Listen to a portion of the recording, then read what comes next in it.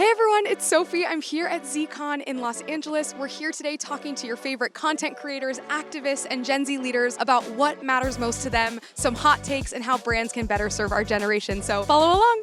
What do you wish brands better understood about our generation? Oh, so many things. I mean, I wish they just understood us, period. Of course, the value of Gen Z, but specifically how amplifying this diverse generation, the most diverse generation to ever exist, is going to not only benefit them, but benefit culture as a whole. That you can't just use movements and people who do care as a checkoff. We're looking for genuine connections to be made that have a lot of thought put into them. We want to build relationships and ideas and movements. That we're so complex that one day we're going to think this is the best thing, and the next day we're gonna think that's the worst idea ever. You don't need to follow a guideline. I wish brands understood that there are just some things that are universal, and storytelling and marketing is all about being able to tell untold stories and how can we do more of that. And I think young people want to feel seen and be heard, but oftentimes we don't have the space. Gen Z wants to learn, Gen Z wants to be led. We just need older generations, brand leaders, business executives to step up and lead us. A lot of young people are actually looking for physical communities, not digital communities, the way every brand seems to be wanting to curate and create. So how do we create more third spaces for young people to simply exist in? The fact that they're never going to fully understand us if they don't have us in the room to be making decisions alongside them. If you have meaningful conversation like we're having now, we can all work together towards making substantive, resonant brands that young people love. I wish I understood that Gen Z cares about making positive change. I think a lot of brands sometimes will be averse from conversations that are going on that might be politically charged or may look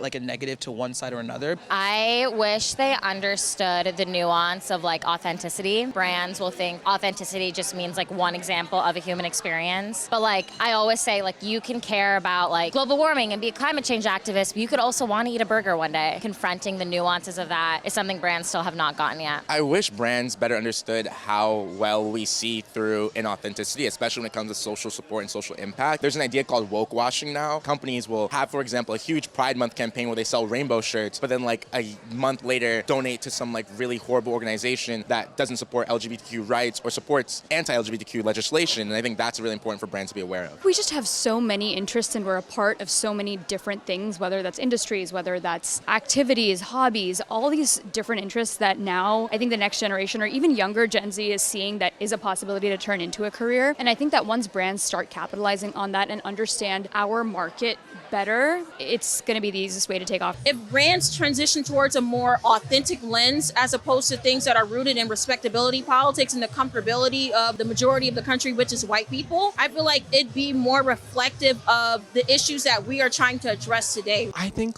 inclusion or equity measures beyond hashtag activism are actually very important. I don't know much about the older generations because I'm very luckily not one of them, but as a queer person, well, not only can I not digest it, but I would never patronize a place like Chick-fil-A, for example, that's very outwardly homophobic. That we can see when something isn't authentic from a mile away. More than just about our generation, but our generation's creators specifically, you need to let the creator create. There's a reason why these creators have cultivated the audience they have. When you come in and try to tell a creator, hey, this is what you're going to do, this is the script you're going to follow, they're not going to be able to do your brand justice. Whatever you identify as, they like to put you in a box, which is just completely not true. Brands, number one, should understand that, and I think that content creators should explain that to them, which I think is why we're here. What's something that a brand does that makes you cringe? I hate a campaign tied to a cultural event. I just think it's unnecessary. I think if you want to take a stand for something, if you want to support something, then do it 365. As a creator, I struggle with brands sometimes giving me a prompt that I need to say something about their product in a certain way. Whereas for me and my audience, I do lead with information and education. And if I could take a campaign and say it in my own voice, what works well for my audience, that would have so much more effect. And I think sometimes brands are still stuck on what their specific idea for the campaign should be and not enough about what might be working specifically for the creator or for whoever they're having make the content, right? When brands will compare creators. Oh, this person did this for us, would you be able to do something like that? Two creators are not equal. They make different types of content, they're from different walks of life, they have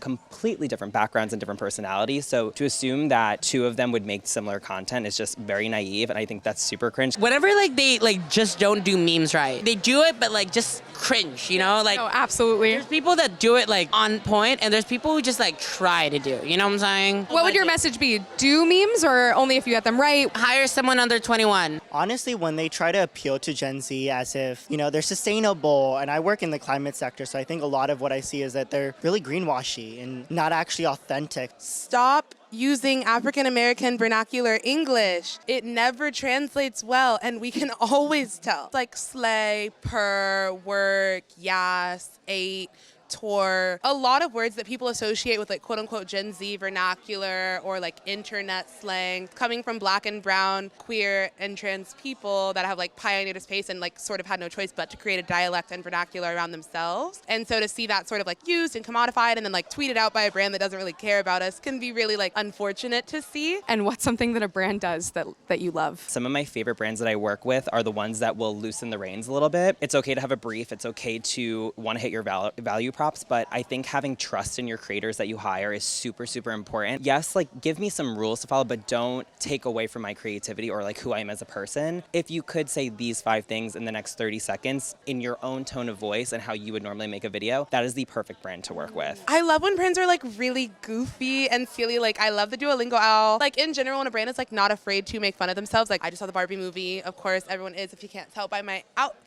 Having Mattel be like the sort of the butt of the joke the whole time. I think the whole representation aspect that people are bringing up, just seeing myself on screen, it's really amazing. And I think brands are being a lot more inclusive and also participating in these social movements that we're starting or becoming a part of. So I think that's really amazing. I love when brands educate me personally. I think that feels more authentic to me than them trying to, like I said, hop on a trend that might not make sense for the product. I love feeling empowered by education, and when brands can teach me something new. There are many brands that are actually able to walk the walk and talk the talk on the actions that they're taking, the pledges that they're making. A lot of what I see successful brands do is make sure that they're actually impacting the communities that shop at their companies. And I think that's something that we have to like foster a lot more. I love it when they send me free stuff. You can always send me free stuff.